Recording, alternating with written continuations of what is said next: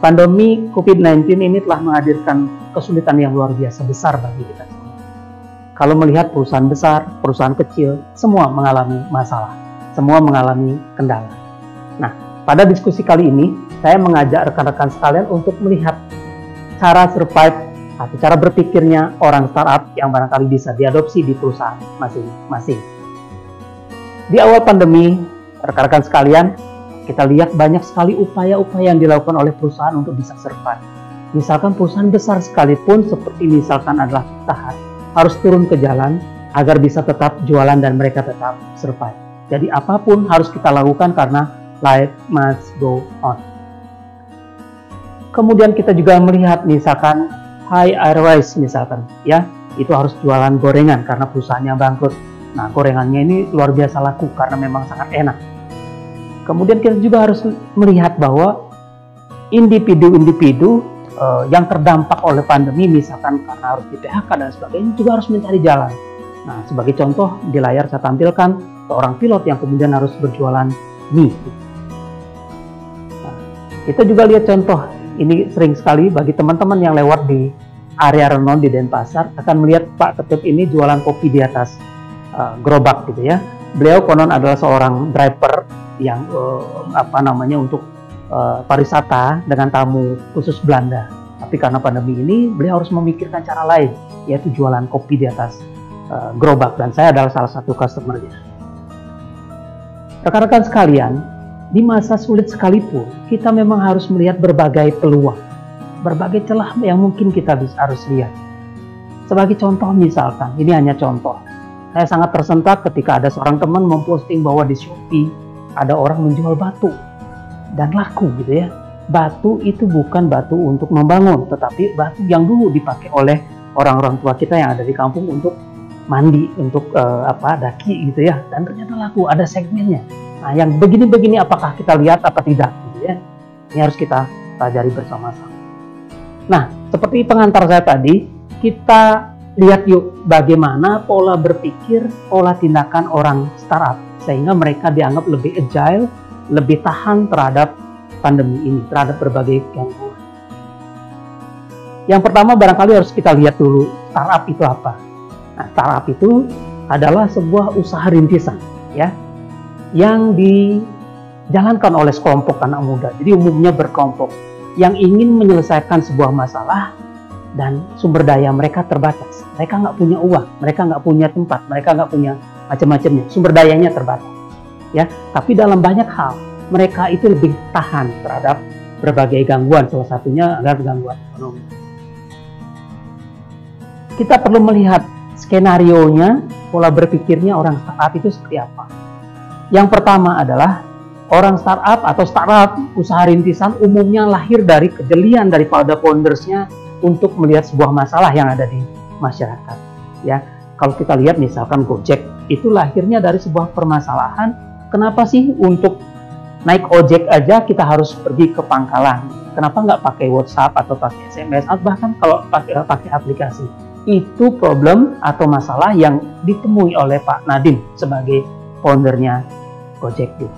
Ya, jadi pertama memang orang startup itu adalah selalu peka melihat masalah. Dia merangsang dirinya, melatih dirinya untuk peka terhadap masalah yang dialami atau yang ada di masyarakat gitu. Nah, yang kedua adalah sudah tadi mengidentifikasi masalah, menemukan masalah di masyarakat mereka. Maka orang startup ini kemudian menawarkan solusi, membuat solusi-solusi. Ya, seperti misalkan tadi masalah ojek gitu. Nah, Pak Nadiem kemudian membuat aplikasi sesederhana apapun itu di awal dibuat gitu. Nah, nanti hanya dites apakah solusi ini akan cocok dengan masalah yang ada gitu ya. Nah, prinsip yang ketiga adalah dengan kita mampu melihat masalah yang dialami oleh banyak orang dan kemudian kita mampu menyelesaikan masalah itu, maka kemudian bisa menghasilkan, startup ini bisa menghasilkan uang gitu, mengenerate money ya, entah itu secara langsung ataupun secara tidak langsung. Nah, di sini pada tahap ini rekan-rekan sekalian, orang-orang startup terlatih sekali kreativitasnya, kreatif untuk melihat problemnya orang, kreatif untuk melihat masalah yang ada di masyarakat yang barangkali bisa diselesaikan. Ya, Yang kedua adalah kreatif untuk menawarkan solusi. Karena kadang-kadang problemnya ada tapi solusinya nggak tepat. Jadi ini juga nggak bisa gitu ya. Yang pertama adalah berarti kreativitas itu sangat luar biasa, artinya bagi orang-orang startup. Nah, di bagian bawah dari layar, seperti yang tampil di layar itu, pada tahap ini harus ada pertanyaan atau pertanyaan yang harus dimunculkan. Yang pertama, kalau kita melihat apakah problemnya, masalahnya betul-betul ada, betul-betul real ya. Jangan-jangan hanya kita yang menduga bahwa itu adalah masalah. Itu yang pertama. Yang kedua, solusi kemudian yang kita tawarkan. Jadi benar nih problemnya ada. Kemudian kita menawarkan solusi. Apakah solusi kita ini menyelesaikan masalah yang ada? Ya, jangan-jangan orangnya sakit kepala. Nanti kita solusinya membawa obat panu. Itu nggak menyelesaikan masalah. Dan yang ketiga adalah kalau solusi kita ini dianggap menyelesaikan masalah, pertanyaannya, orang apakah rela membayar untuk mendapatkan solusi ini? Ya. Nah, ini biasanya yang menjadi pola pikirnya teman-teman di startup. Nah, rekan-rekan sekalian, secara prinsip ide, baik itu kita ide masalah maupun ide solusi itu hanyalah hipotesa. Ya, itu hanyalah hipotesa atau dugaan. Kita menduga orang punya problem A, B, C, D. Itu dugaan. Ya, yang namanya dugaan bisa jadi benar, bisa jadi tidak benar. Bisa jadi ada problem itu, bisa jadi real ada atau bisa jadi real tidak ada gitu ya. Demikian juga solusinya gitu ya. Makanya orang-orang startup sebelum ngapa-ngapain mereka sangat terbiasa untuk melakukan validasi. Jadi nggak bisa tuh hanya berdasarkan asumsi atau pemikiran kita atau dugaan kita, hipotesa kita ya. Hipotesa atau dugaan itu harus, karena kreativitas itu memunculkan hipotesa, memunculkan dugaan. Yang harus dilakukan kemudian adalah melakukan validasi. Validasi itu ngecek ke lapangan. Betulkah misalkan tadi orang yang mau naik ojek mengalami kendala, ya, mengalami kendala ketika naik ojek harus jangan jauh ke perempatan misalkan gitu.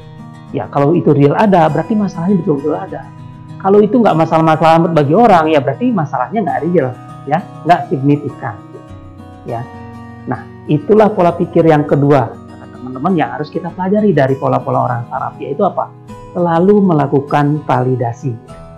Saya kasih sebuah contoh nih, ya, hanya untuk menunjukkan bahwa bagaimana kreativitas kita dalam melihat sebuah permasalahan dan apakah itu benar atau tidak.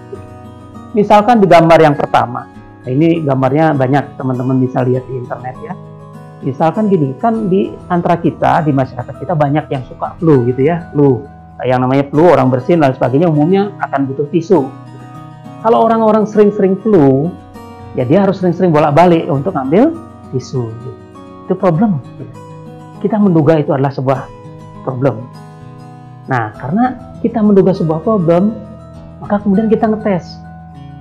Kita tanya orang-orang, ya, kamu suka flu nggak? Oh iya, saya suka flu, terutama musim hujan. Kamu biasanya agak capek nggak harus bolak-balik ngambil tisu? Oh iya sih, gitu. Saya capek. Gitu. Nah, Anda langsung merasa bahwa masalah itu tervalidasi. Terus Anda mulai memikirkan ide kreatif. Nah, anggap saja seperti contoh, ide Anda adalah seperti yang digambar. Ya, harus sebuah tisunya selalu dibawa kemana-mana di atas kepala. Nah, pertanyaannya adalah, satu, problemnya ada nggak? Ya, problemnya mungkin ada ya. Orang yang mengalami flu, sering mengalami flu, sering susah cari tisu. Yang kedua, pertanyaannya, apakah solusinya demikian? Ya. Nah, pertanyaan yang ketiga, Anda mau nggak menggunakan solusi ini? Apalagi disuruh berbayar. Saya pikir nggak mau ya. Nah, ini sering sekali kita lihat aplikasinya di masyarakat, bahwa kita ngelihat problem tapi solusi kita nggak tepat gitu. Nah, di bisnis kita juga demikian teman-teman sekalian.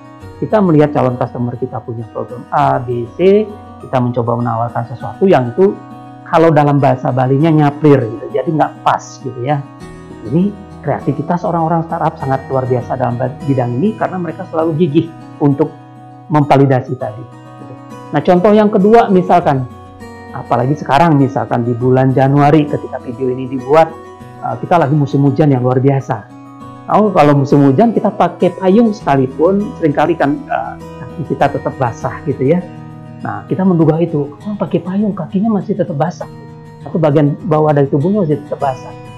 Kita tanya orang, itu problemnya ada nggak? Oh, ternyata ada gitu. Nah, teman-teman sebagai orang yang sangat kreatif, ingin selalu memunculkan solusi, membuat solusi nih. Seperti contohnya di gambar misalkan, jadi ada payung, terus kemudian di sekelilingnya diisi plastik misalkan gitu. Nah, masalahnya ada, solusinya menyelesaikan masalah nggak? Iya, gitu ya. Tapi pertanyaan berikutnya, orang akan mau beli payung ini nggak?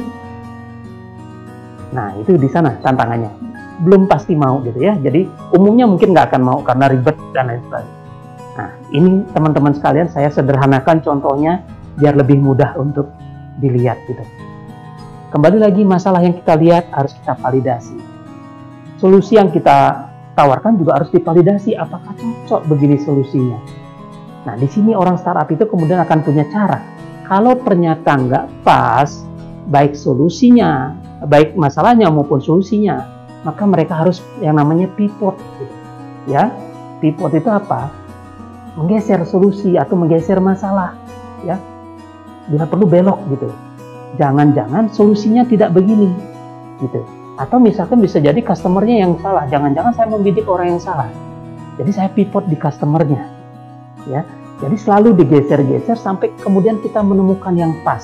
Masalahnya real, solusinya menyelesaikan masalah, dan yang ketiga itu orang rela untuk mengeluarkan uang untuk mendapatkan solusi itu. Ya, nah di sini pivot.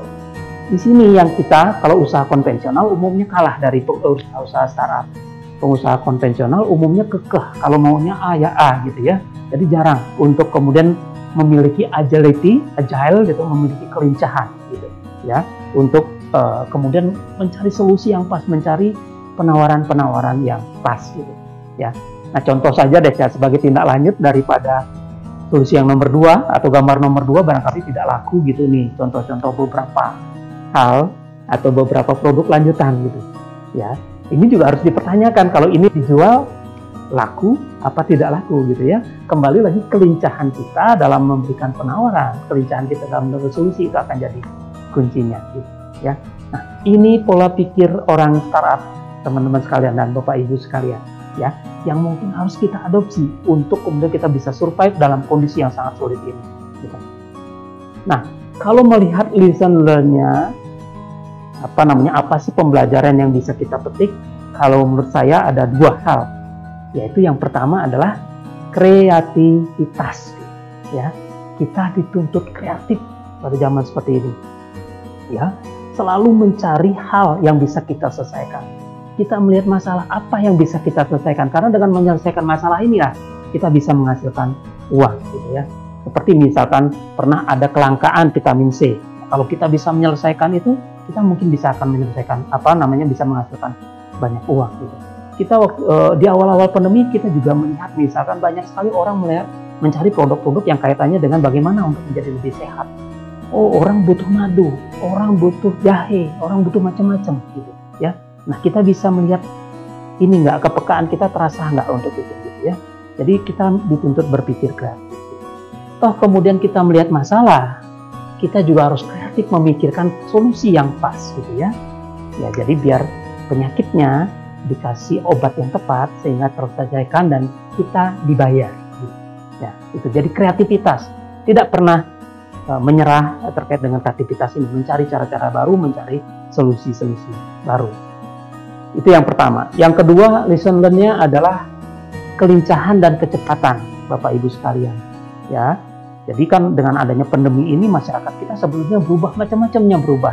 Belajar dari offline menjadi online, kemudian orang belanja juga begitu. Orang beli makanan, biasanya ke restoran sambil hangout, tiba-tiba harus mesennya lebih banyak lewat Gojek. Nah, dengan adanya perubahan ini sebetulnya kita dituntut tadi itu, seperti orang startup dituntut untuk agile, dituntut untuk lincah dan cepat bergerak gitu. Ya, kecepatan ini penting. Saya masih sangat ingat misalkan satu kelompok anak mahasiswa di Primakara misalkan di masa awal sebelum pandemi mereka jualan fashion karena hobinya di fashion. Tapi tiba-tiba di awal pandemi fashion kemudian nggak laku. Yang dibutuhkan orang waktu itu adalah masker. Nah, tiba-tiba aja mereka harus jualan masker gitu. Ya, agility seperti ini yang dibutuhkan, kelincahan seperti ini yang dibutuhkan.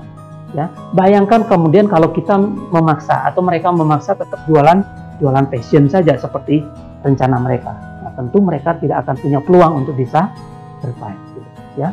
Nah, di layar saya sampaikan sebuah quote di sana adalah pivot, but don't pause, gitu ya. Jadi bergeserlah atau belok sekalipun, tapi jangan berhenti. Nah, spiritnya orang startup ini harus kita mampu tangkap sehingga kita memiliki ketahanan terhadap situasi ini. Demikian teman-teman sekalian, adik-adik, bapak ibu sekalian, selamat berjuang di masa pandemi ini. Betul-betul kita diuji, dan kalau kita bisa survive, saya yakin kita bisa bertumbuh secara masif ke depan, gitu ya. Apa yang tidak membunuhmu, what don't kill you, hanyalah akan membuat kamu lebih kuat, gitu ya. Jadi selamat berjuang. Jadi dengan saya Made Artana, ke depan kita akan diskusi untuk topik-topik yang lain. Startup Your Dream, Turning Ideas into Reality. Terima kasih.